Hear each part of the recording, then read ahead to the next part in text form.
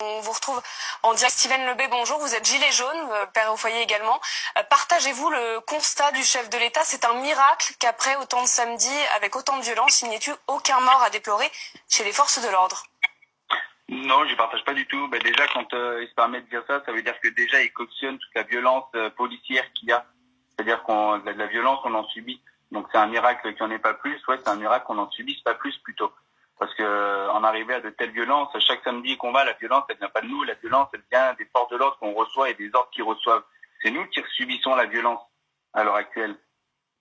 La violence qui est aussi bien sûr le fait de certains gilets jaunes et de nombreux casseurs qui sont présents à chaque manifestation depuis 15 semaines. Autre déclaration du président de la République tout à l'heure face aux élus du Grand Est réunis à l'Élysée. Quand le samedi on va sur des manifestations violentes, on est complice du pire. Vous sentez-vous, vous, complice du pire?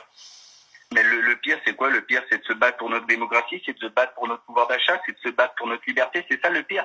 Donc c'est ça qu'on doit être complice de ça. À l'heure actuelle, on est dehors pour défendre nos droits, pour défendre nos valeurs, pour défendre notre pouvoir d'achat, pour défendre tout ça. C'est ça être complice. C'est un mal de vouloir faire ça. Et à un moment donné, le président, quand il voit qu'il y a un peuple et qu'il y a un tel décharnement de personnes qui sortent dans la rue pour revendiquer leurs droits les plus légitimes, à un moment donné, il en va du devoir du président, du chef de l'État, d'écouter tout ce qu'il en est. On demande, c'est pas compliqué les choses qu'on demande. On demande plus de pouvoir d'achat. On demande à ce que ces baisses de taxes sur les produits de première nécessité soient baissées. On demande à ce qu'il y ait un réel référendum du RIC, de ce référendum d'initiative citoyenne. C'est en pleine réflexion puisque le grand débat est en cours sur ces sujets-là, notamment sur l'idée d'un référendum. Mais non, mais le grand débat n'aboutira à rien du tout. C'est plus une campagne européenne qu'il est en train de faire plutôt qu'autre chose. Enfin, vous m'excusez, mais bon, quand à un moment donné, on a une couverture comme ça qui passe pendant 7 heures en direct pour dire ce qu'il en est, sur certains grands débats, les questions sont prévues d'avance. Quand il y avait les trucs avec les étudiants devaient prévenir d'avance les questions qu'il y avait. C'est ça un grand débat. Un grand débat, c'est quand on écoute réellement les gens, quand on laisse les gens rentrer. On n'est pas là pour écouter les maires, on est là pour écouter les gens qui sont dans la rue. Qu'est-ce que vous voulez qu'il en ressorte quand on écoute les maires? C'est pas les maires qui veulent être entendus, c'est les gilets jaunes. Les maires sont les représentants les plus directs des Français et ils sont élus. Ils ont toute légitimité pour échanger sur les problèmes quotidiens de leurs administrés avec le chef de l'État. Non, il y a quelques maires qui seront bien, qui diront les vraies choses, mais la plupart, excusez-moi de parler vulgairement, mais ils voudront tirer les pompes du président.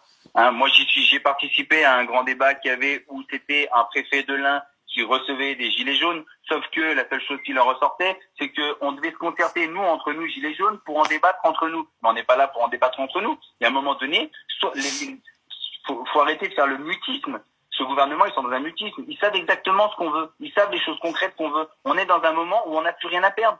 Donc on va parler de la violence, mais la violence, c'est pas nous qui l'ont. Quand on est dans les manifestations, qu'on se fait violenter par les forces de l'ordre, qu'on nous enlève nos masques, qu'on nous enlève les lunettes pour pouvoir nous parquer après dans certains endroits, on nous interdit de faire ce qu'on a à faire. La violence, elle vient, mais à un moment donné, pourquoi il y a cette violence? Il faut la comprendre, les choses. Il faut prendre les choses à l'envers à un moment donné. Est-ce que vous cautionnez, vous, la violence, justement, des casseurs, notamment? Est-ce que vous cautionnez la violence des casseurs?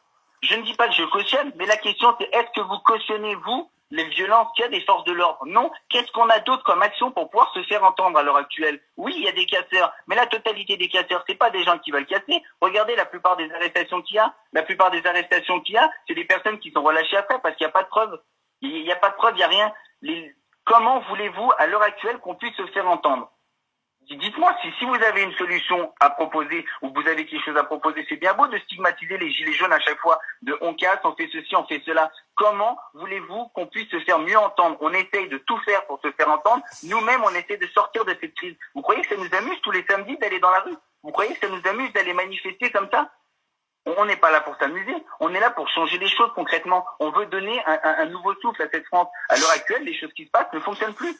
On peut plus continuer à payer les choses comme on paye à l'heure actuelle. Enfin, je veux dire, il y a un moment donné, on ne vit plus, on survit. Quand on passe notre temps à payer des dettes, moi je vis tout seul avec mes 3 enfants, j'ai pas d'aide à côté ni de leur maman ni quoi que ce soit, je passe mon temps à payer des taxes. Vous trouvez que c'est normal de passer sa vie à payer des taxes? Je travaille pour payer derrière.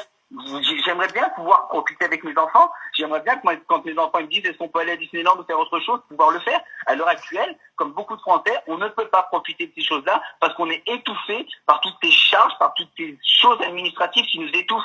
Le président le sait. Qu'est-ce qu'il attend pour nous écouter? Faire un grand débat pour en ressortir quoi? Sur tous les grands débats, il en ressort la même chose, qu'on n'arrive pas à vivre. On est étouffé par les taxes. Donc, il va attendre quoi encore? Attendre encore 2-3 mois pour après délibérer des choses.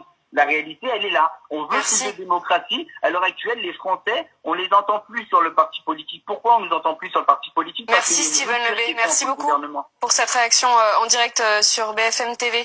Camille Langlade, chef du service politique de